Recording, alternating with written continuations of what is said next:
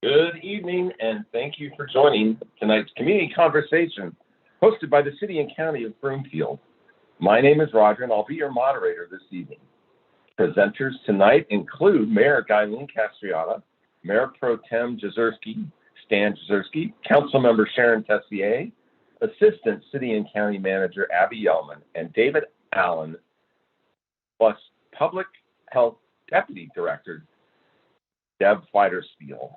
Sorry if I mispronounced that. We also have Susan Bellis of Mental Health Partners tonight, as well as additional Broomfield staff who will be available to answer your questions. Before we begin, I want to take a moment to tell you about the format for tonight's interactive call.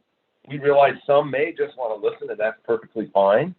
But for those who would like to ask a question, we encourage you to press *3 on your telephone. You will then be transferred to an operator who will take down some basic information. Once the operator notes your information, you'll be returned to the call and can listen to the conversation until you are called upon. So go ahead and press *3 now if you already know your question, and we will follow that same process throughout the call tonight. So if you hear something that generates a question, just press *3. We want to hear from as many folks as possible, so we'll limit you to 3 minutes to ask your questions. And when it's your turn, I'll call out your name and ask you to repeat the question for our live audience. Also, a note for panelists and the community members asking questions, please speak a little more slowly tonight and clearly, as this year's telephone town halls are being translated and streamed live in Spanish. If you are listening and would like to listen in Spanish and ask your questions to our moderators in Spanish to translate for you, please dial 855-543-3424. Again, to listen in Spanish, call 855-543-3424. Now it's time to turn it over to Mayor Castriata for some opening remarks. Mayor, go ahead. Thank you, Roger. Good evening, everyone. This is Mayor Guylene Castriata. I'm honored to be here with you tonight. This week has been a milestone for me as I officially step into the position of mayor for the next 4 months. Since my appointment in 2019, I've taken the role of Mayor Pro Tem very seriously and now feel I'm prepared to support the residents of Broomfield and Broomfield City Council and their work with minimal disruption as mayor. I look forward to continuing to work closely with Mayor Pro Tem Jezierski and providing our community with unwavering commitment to Broomfield's future. Now I'd like to turn it over to our new Mayor Pro Tem, Stan Jezierski. Thank you, Mayor Castriata, and congratulations on your appointment this past Tuesday. I'd also like to welcome all our citizens tonight who are joining us on this call, and also like to extend a thank you to our local businesses who have stayed incredibly committed to Broomfield and maintaining a high quality of life for the residents who have been during these extremely challenging times. Little shout out to the Enhanced Broomfield program again. I'm sure many people on the line today are familiar with that program. It was created to support local businesses very early in the pandemic. And a quick note that there are still funds available as we continue along this road of economic recovery. So far in 2021, the Enhanced Broomfield program has provided more than 130 Broomfield businesses with grants. And it still has about 175,000 available in funds available. So if you're a Broomfield business out there and you still require some support from the city, I do urge you to go ahead and apply for these funds. They are still out there. So businesses can apply for up to $7,500 in grant funds. And if you're interested in applying, just go to broomfield.org/enhancedbroomfield. And with that, I will turn it over to my longtime colleague, Councilmember Sharon Tessier. Thank you, Mayor Pro Tem Jezierski, and congratulations to you for your appointment as Mayor Pro Tem, and to Guylene for Mayor, Madam Mayor. All right, so hello everyone, and thank you for being with us tonight. While we remain in recovery mode from the COVID-19 public health crisis, and we see the number of vaccinated residents in Broomfield continue to rise, I want to talk a little bit about the fact that many residents in our community are dealing with another public health crisis. And that is a crisis of behavioral health. And that might look like using negative coping behaviors like drinking excessive amounts of alcohol or caffeine, consuming large amounts of sugar, or utilizing other mind-altering drugs to deal with stressors of not only life, but life during a pandemic, right? It may also look like deep sadness or depression, where someone might be sleeping more than usual or tends to isolate themselves and not take pleasure in the things that they once did.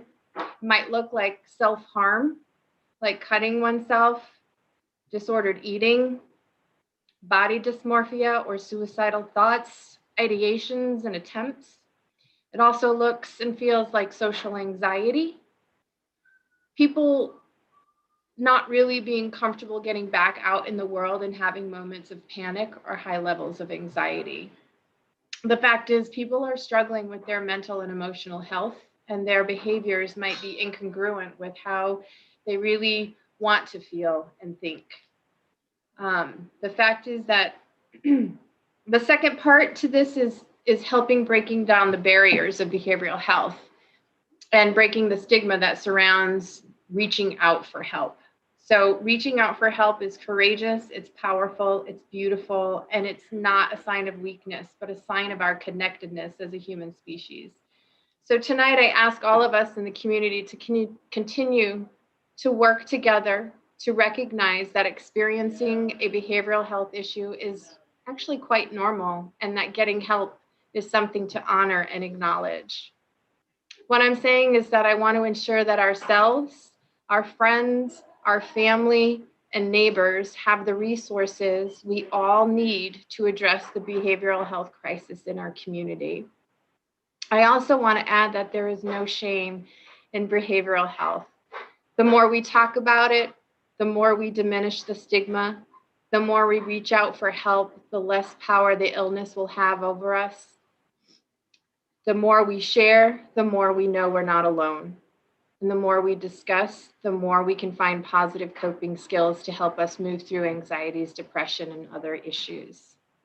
And there are many great resources in this community, and hopefully most of you can reach out to your primary care physicians and also check out Broomfield's mental health website at broomfield.org/mental health.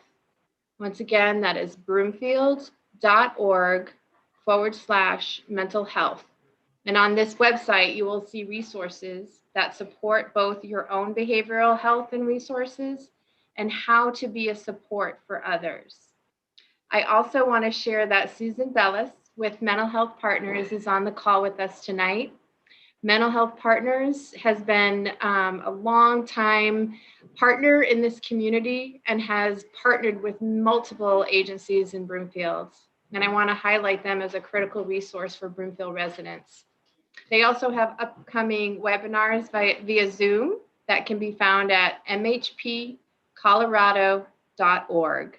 Once again, that's mhpcolorado.org. And now it's Assistant City and County Manager Abby Yeoman's turn to share. Abby? Thank you, Councilmember Tessier. I appreciate that. So good evening, everyone, and thank you for being with us tonight. It's amazing how many of you have continued to stay involved and informed through these telephone town halls, with more than 1,000 residents joining the call on Thursdays. When we started these calls, it was out of necessity to answer critical public health questions and to communicate evolving public health guidance.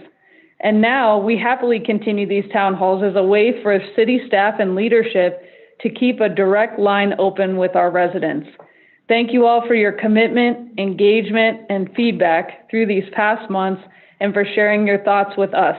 And please remember, if you do want to get in the queue, please press *3. We'll be taking questions here shortly. But now I would like to turn it over to my partner, Assistant City County Manager, David Allen. David? Thank you, Abby, and good evening, everyone. Broomfield sure is a wonderful place, and there's no better event that exemplifies our community spirit than the Great American Picnic, Broomfield's annual 4th of July celebration. The Great American Picnic is more than just fireworks. It's where friends and family get together and spend the day enjoying uniquely Broomfield activities like the bike parade, dancing to live music, and simply spending time together. Starting at 5 p.m. at the Broomfield County Commons on Sunday, July 4th, enjoy the sounds and sights of the Great American Picnic together in person this year, which will be great because we didn't have that opportunity last year. We can't wait to see you there. Director of Parks, Recreation, and Senior Services, Clay Shuck, is also on the line tonight to answer any questions you may have about the Great American Picnic. Now I'd like to turn it over to our Deputy Public Health Director, Deb Fetterspiel. Deb? Thanks, David. Good evening, everyone. Thanks for joining us. I have a few brief updates on the COVID-19 response. First, just a reminder that Broomfield remains in level clear through August 16th. So that means that pending hospitalization data at that time, we will no longer be in any status along the COVID dial. This is a huge difference from where we were a year ago, when here in Broomfield and across the state of Colorado, we thought we were seeing a light at the end of the tunnel, only to see case rates rise and restrictions tighten in the months that followed. Now, with over 73% of our eligible residents fully vaccinated, we truly are emerging from that tunnel. But notice I say emerging. We're not quite there yet. COVID is not yet over. It is, in fact, still circulating in the community, and variants of concern continue to drive cases in our unvaccinated populations. So while we do have an excellent vaccination rate, as Councilmember Tessier stated earlier, it's important to remember that over 13% of our population cannot yet be vaccinated due to being under the age of 12. So the best way to protect these vulnerable community members is by getting vaccinated yourself, or fully completing vaccination if you have not yet already. And please remember that we need to continue to maintain protective measures for those individuals who are not yet vaccinated, which could mean wearing masks when needed, physically distancing, opting for outdoor activities over indoor activities, and avoiding large gatherings. So with that, Roger, I'll send it back to you. Thank you. All right, thank you, everyone. Well, as was mentioned, we have a whole slew of staff available tonight to answer your questions. We'd like to hear from you. It's a little lower participation rate tonight, so if you have a question, please press *3 on your telephone. You'll be quickly routed through our operators, and we'll get you on the line to ask a question. So press *3 to get in line. We do have some other information I think we're prepared to talk about tonight. Deb or Abby, I think. Abby, you might have a few more things that we can share with everyone on the line tonight. I'll hand it back to you.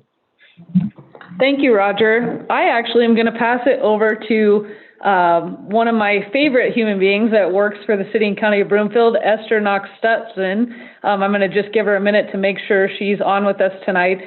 Esther wanted to share some events that are coming up at the library with folks to kind of just let you know all the amazing things that are happening with the library and cultural affairs. So I'm going to turn it over to Esther. Thank you so much, Abby. I'm so happy to be here this evening. And we have a lot of fun summer events going on at the Library and Cultural Affairs Department this summer. So we are doing summer reading, and it's not too late to sign up for the Summer Library Adventures program. You can track your reading and other activities up until July 31st.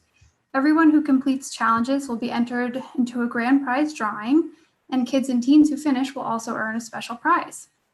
The Summer Library Adventures program is available in English and Spanish. You can sign up at broomfield.org/library. We also have some really fun programs for kids outside the summer. Story times are happening on Tuesdays from 9:30 to 10 in the amphitheater next to the pond. And there's baby story times on Thursdays, also from 9:30 to 10 on the lawn to the northwest of the library building.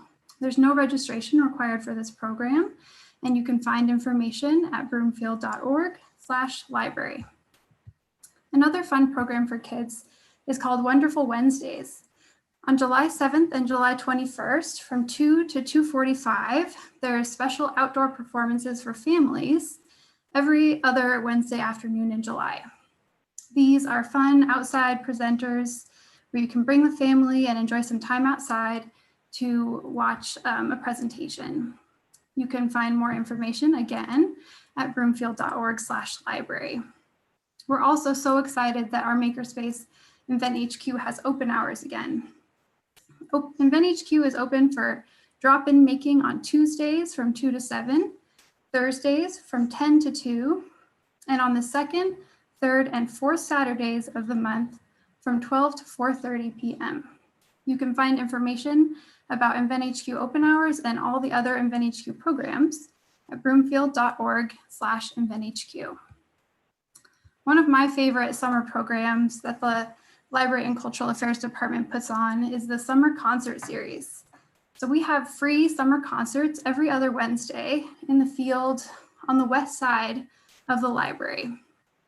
The next concert is coming up on July 7th at 7 p.m. and it's Beauregard. Beauregard is a Colorado bluegrass group and it's going to be a really good time. You can find our other bands that will be performing this summer at broomfield.org/summer concerts. We also have an open house at our Depot Museum happening tomorrow, Friday, June 25th, from 4 to 6 p.m. at the Depot Museum. So that's going to be a great program with some good information about local history. All right, thank you very much. Let's go to a question now from Aiden. Aiden, you're live. Go ahead with your question. To hold interest in more than one license. Preventing application stacking accomplishes everything the City Council set out to achieve and is not in contrast to any of the legislative requirements they created. I have repeatedly brought this up to the City Attorney, but she continues to feel that allowing application stacking is the most fair. Making matters worse is that not only is she planning on allowing application stacking, but is also planning on allowing for licensure and the relocation of several winners that will be pulled from the same parcel. At this point, you're well aware of my plea to only allow one application per parcel and not allow stacking. If you're unwilling to do that, however, I would beg that at a bare minimum as a compromise, you do not allow these multiple franchisees the ability to relocate when their lottery number is pulled. Instead, after a lottery winner has been pulled at a given address, the rest of the applicants at that address should, as your ordinance requires, be immediately null and void, so that the rest of us at least have a fighting chance of winning one of the other licenses. So for example, if there are only 6 eligible sites with landlords willing to work with cannabis groups, and 5 groups submit 5 applications at sites number 1 through 5, and 100 groups submit applications at site 6, under the current system, all 3 winners will likely be from property 6. And 2 will be given 6 months to scramble and relocate. A more fair approach would be for after one of the 100 at site 6 was pulled to move on and pick 2 more of the groups from sites 1 through 5. The large competitor can easily burn $1 million or more, covering application fees for hundreds or thousands of their friends and family, while groups like mine may only be able to finance a couple dozen or so. Again, this system, while noble in its intentions, makes it impossible for smaller groups to compete and gives the largest players an insurmountable advantage. Furthermore, allowing relocation during the application process has the added drawback of causing major delays in the application getting open and operational. Instead, the licensee will take many months finding a suitable relocation site, negotiating a lease. The management rights of the applicant will also change hands several times during the process, complicating matters further in what's increasingly becoming a more speculative industry. Moving directly onto the next address during the lottery process ensures that the city will have its 3 sites in real time with operators that have site renderings, plans, etc. ready to go, and in turn allow for much quicker operations and subsequent tax revenue. Again, I'm a small business owner with an eligible property that simply wants an even playing field without having to engage in any of this gamesmanship. I have emphatically made this plea to the city attorney and asked for an explanation of at least why she would consider doing it this way, and I've been met with little more than tough luck. This is how I decided to do it, and I won't change my mind. Please direct city staff and the attorney otherwise. Thank you for your time and consideration. Question here? No question. David, do you want to try to respond to any of that? Thank you, Roger. Again, this is David Allen, Assistant City and County Manager, and certainly if the gentleman Aiden has questions about the process, I would advise him to email our city clerk's office. The email address is cityclerk@broomfield.org, and again, we're just implementing the process that was outlined and approved by City Council. So again, if there's any questions about the process and what that looks like, please go ahead and email our City Clerk's office. Thank you. All right, thank you, David. I think next we're going to hear from Clay Shuck. Clay? Good evening, everyone. Clay Shuck, Director of Parks, Recreation, and Senior Services for the City and County of Broomfield. 2021 is a big year for the City and County of Broomfield. Not only is it the 20th anniversary of becoming a county, it's also the 60th year of becoming a city. To celebrate, please participate in the citywide scavenger hunt running from June 7th to November 25th. This scavenger hunt will take you to 20 locations throughout Broomfield where you will be able to learn about its rich history, inspiring growth, and win prizes along the way. Make sure you are following the Broomfield social media channels to see weekly hints to each location. For more information about the scavenger hunt, Broomfield's anniversary, and more, please visit broomfield.org/anniversary. I also just want to say thank you to everybody that came out and participated in the brouhaha on June 12th. We had a fantastic day. The weather was great, and it was a great opportunity for our community to come out and again start celebrating together. We appreciate all the involvement, and we look forward to seeing you at the Great American Picnic on July 4th. Thank you. Chuck, thank you very much. Again, I just want to remind everyone that you can ask a question by pressing *3 on your telephone. Many of these monthly Thursday night conversations have been really focused on the COVID crisis and recovery. Tonight we have such a great group of staff available to answer questions on just about any subject that you might have for the city and county. So please take advantage of that and press *3 to get in line. I'm going to go back to Abby, Deputy County Manager. Abby, go ahead. Thanks, Roger. Yes, this is Abby Yellman. So I just wanted to take a moment to give a shout out to our environmental services group. I was lucky to sit down with Lisa Julian and kind of walk through and learn a little bit more about what they do every day for Broomfield. And it's truly amazing the services that they provide. Most of you probably know about spring cleanup and the household hazardous waste collection, paper shredding events. But they also have some really great programs that they do, sometimes in partnership with CSU Extension, to basically educate, homeowners and residents about things like rainwater harvesting or residential lawn care, integrated pest management. There's all kinds of classes that they offer that are free, that you can register for and participate in. They've been doing a lot of these classes virtually, which has been really great, especially as we went through COVID. And the cool thing is if you miss these and are unable to attend, they also have these classes recorded. So if you go to broomfield.org and search environmental services and you click on their page, you'll be able to see the recorded classes that they have available for you to view in case it was something that you were interested in and were unable to attend. So just a shout out to our environmental services group as well as our partnership with CSU Extension. It's been a really great thing for residents. Back to you, Roger. All right. Let's do a reminder again to press *3 on your telephone keypad. And we're going to go to Jim with a question today. Jim, let's bring you up live and go right ahead. Of the land where the old Safeway is, northeast corner of 120th and Main. Jim, you were cut off right at the very beginning. So why don't you repeat the full question? Okay, I was wondering if I could get an update on the development of the land where the old Safeway was, northeast corner of 120th and Main. Is that better? Hello. Hi, Jim. Hi, Jim. This is Abby Yellman. And so we are actually planning on a study session on August 31st, which is kind of a comprehensive update on Broomfield Town Square, which will also include an update related to the Safeway property. So again, that's August 31st. It's a Tuesday evening, of course, at 6 p.m. where we will have a better update at that time about the Safeway property. Thank you for your question. All right. Again, star 3 to get in line to ask a question. Rick is next. Go ahead. Yeah, I'm just curious if Broomfield Days is planning on having a car show this year.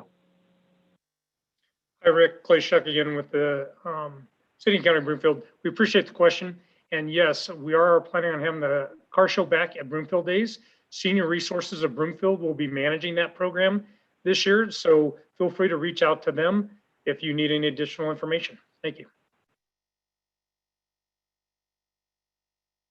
All right. Let's hear from Julie next. Again, if you'd like to ask a question, press star 3. Julie, go ahead. So first, I want to thank our police department. I know it's been really difficult, but I'm curious going forward now, as COVID has come down, are we be able to jail more people? I mean, there's been so much burglary that we don't have any facilities to process them, really. So they're just going back on the street. Is there any future plans for that right now?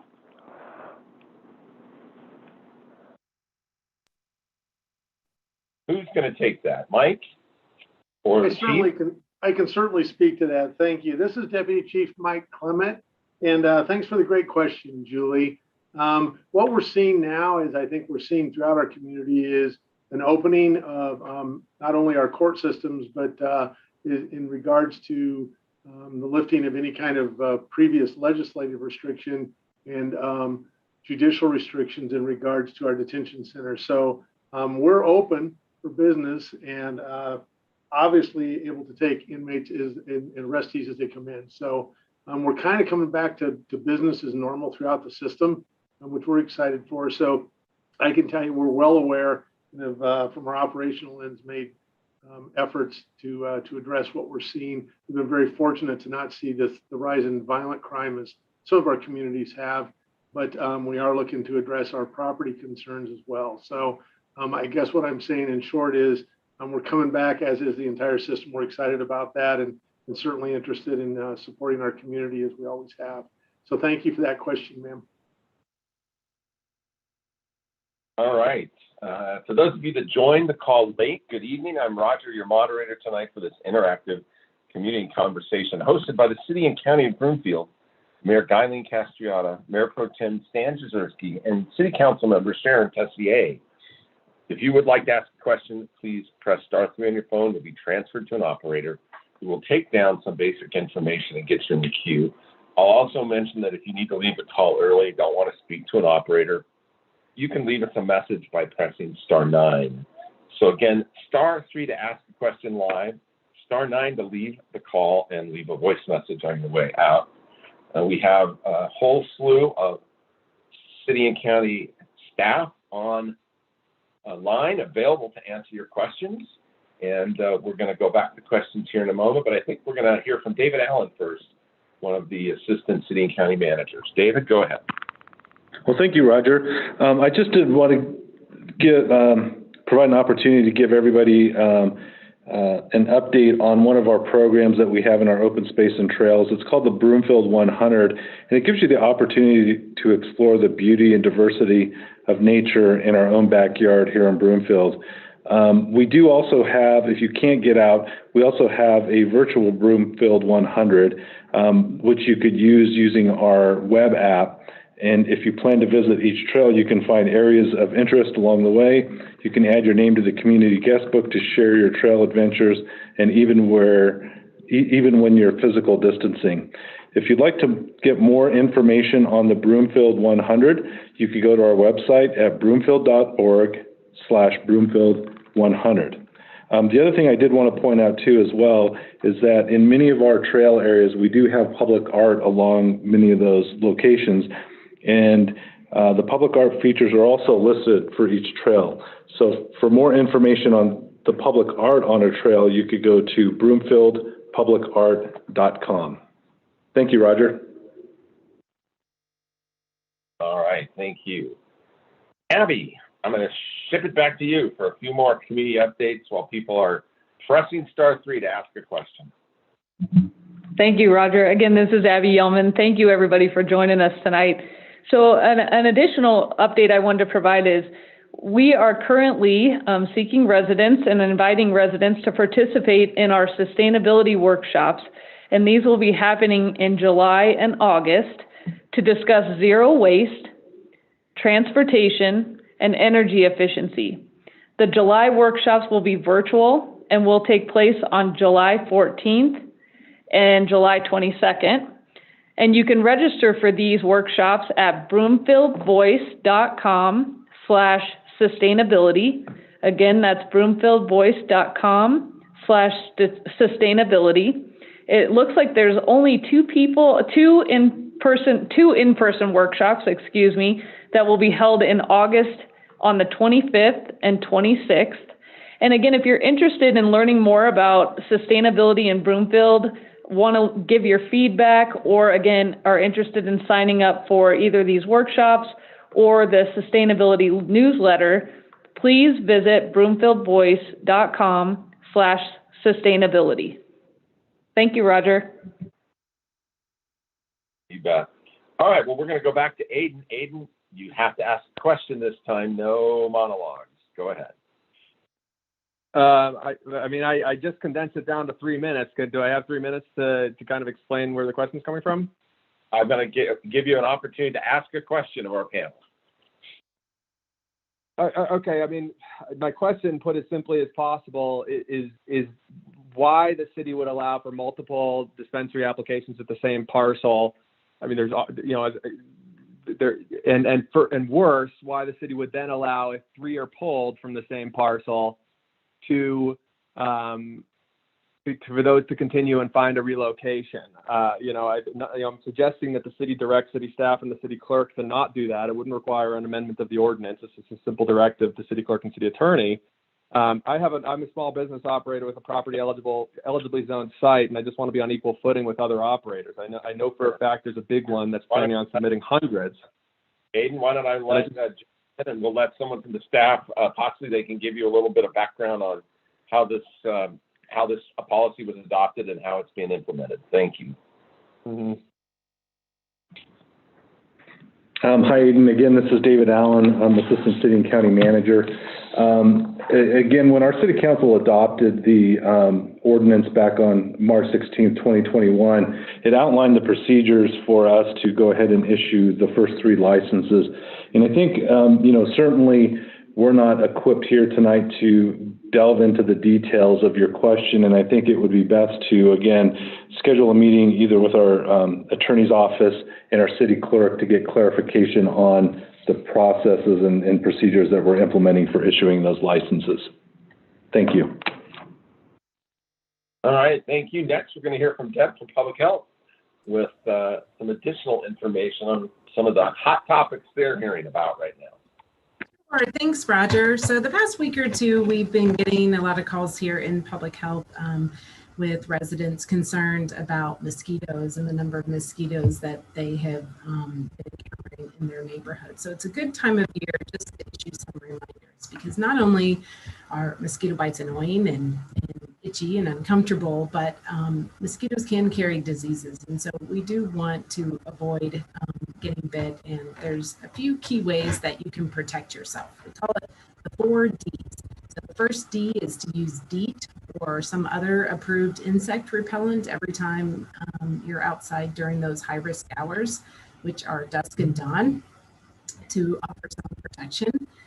The second D is to drain standing water. So sometimes pots, various toys and things around the yard where if it rains or if sprinklers turn on, it leaves that standing water. So you want to make sure that you drain that and don't have water sitting around your property.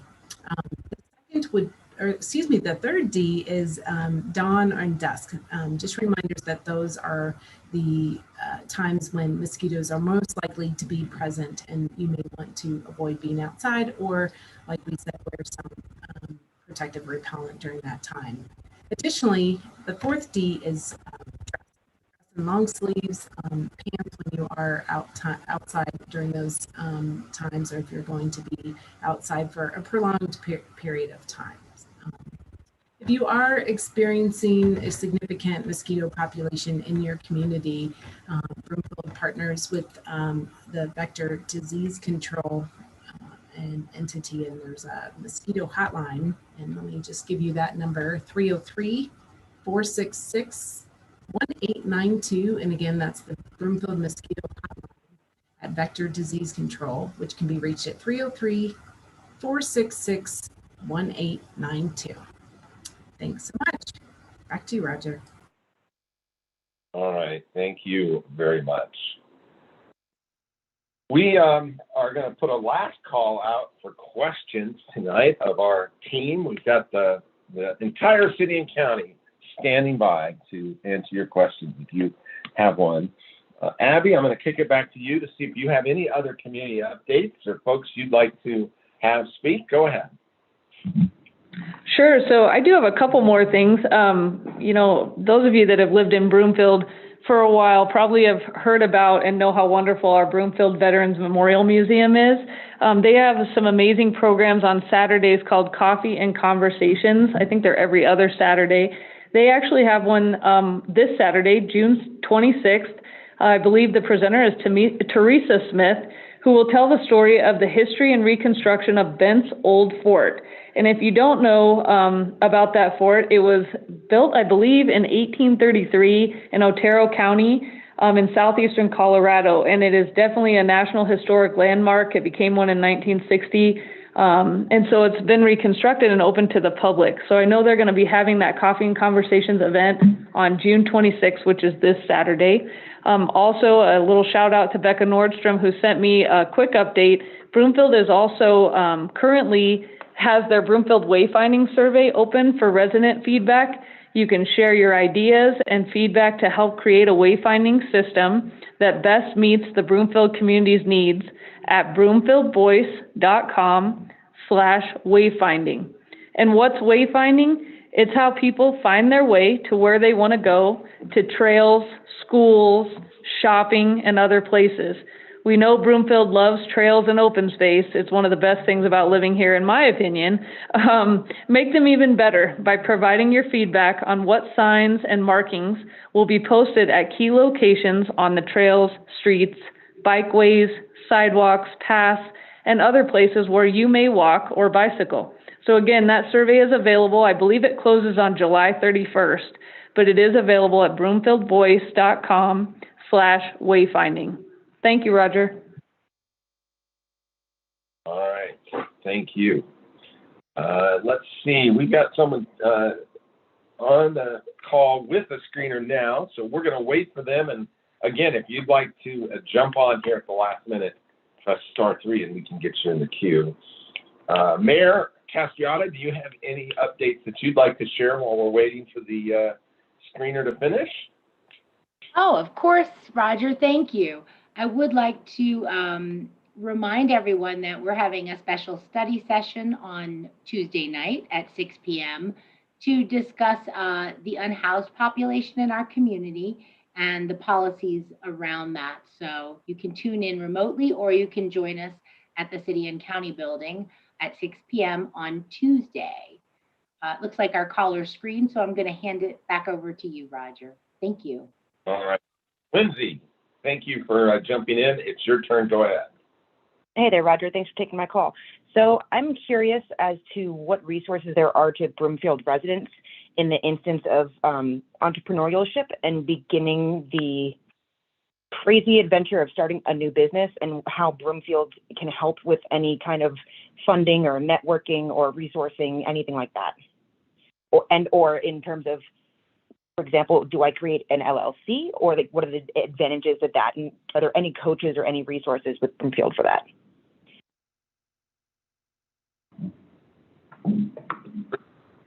Hi, Lindsay. This is David Allen, Assistant City County Manager again. Lindsay, I think the best resource for you would be to reach out to our Broomfield Chamber. They help small businesses get started and provide resources and can point you in the right direction in terms of questions that you may have in starting your small business. Thank you. All right, thank you very much. We're going to go, I guess we do have one more update from Susan Ballas at Mental Health Partners. We heard a little bit from Councilmember Tessier. Let's hear from you, Susan. Go ahead. Yeah, I want to give a big shout out to Sharon for highlighting how mental health is just a big part of all of our lives, all the ups and downs. So that's just normal. So it's okay to reach out, be thinking about it, be thoughtful about what are our strategies when we're stressed out, and trying to do things that are going to help us in the long run as opposed to maybe hurt us, maybe help us in the short run, but don't really help us in the long run. And I'm really excited to share that we're just starting. Primarily, we do our programming for folks on Medicaid, and we're starting a program for anxiety. And it's an intensive outpatient program. So for adults, it would be like 9 hours a week to focus on if my panic attacks or my fears are getting in the way of my functioning. And so it's intensive, but short term. So it'd be like 4 to 6 weeks. So we're just starting that. And then in August, we're going to start the same kind of program for teenagers, for high schoolers and their families. So we are excited to launch something that's more intensive. And then also at our agency this next month, we're going to be doing another similar program for substance use for folks on Medicaid. And so if you need kind of a higher level of care than just like that once a week piece or a couple groups. So we're trying to meet a little bit higher need in our community. All right, Susan, thank you very much. All right, Abby, we're close to wrapping up, it seems. Do you have anything else that you would like to mention before we ask the mayor to some final remarks? Sure, Roger. I think just on behalf of both Jennifer and David and myself, I'd just like to thank everybody for, your patience and your kind remarks. We've had a lot of compliments of our Broomfield staff and all the work they did through COVID to make sure that we were still providing service to the level that Broomfield expects from our staff. So I just want to thank everybody for, just your kind words and patience and a little bit of grace at times. We really do appreciate it. And as the Mayor Pro Tem kind of mentioned earlier, we also really do like to hear from our residents. So thank you all for participating. And Roger, I'll send it back to Mayor Castriata. Thank you so much, Abby. I couldn't agree more. And on behalf of myself, Mayor Pro Tem Jezierski, Councilmember Tessier, and the city staff, I want to thank you all for participating in tonight's community conversation. Our next regularly scheduled resident community conversation is Thursday, July 22nd at 7 p.m. Residents are encouraged to engage with us by calling 855-695-3744 through Channel 8 or via live streaming on Broomfield's website, broomfield.org. Thank you all for being with us tonight. Roger, back to you. Mayor, thank you very much. And again, thank you all for participating tonight. And thanks to all of the staff that are with us and were with us this evening. We hope you'll join us next month, and we wish you a good evening. Good night.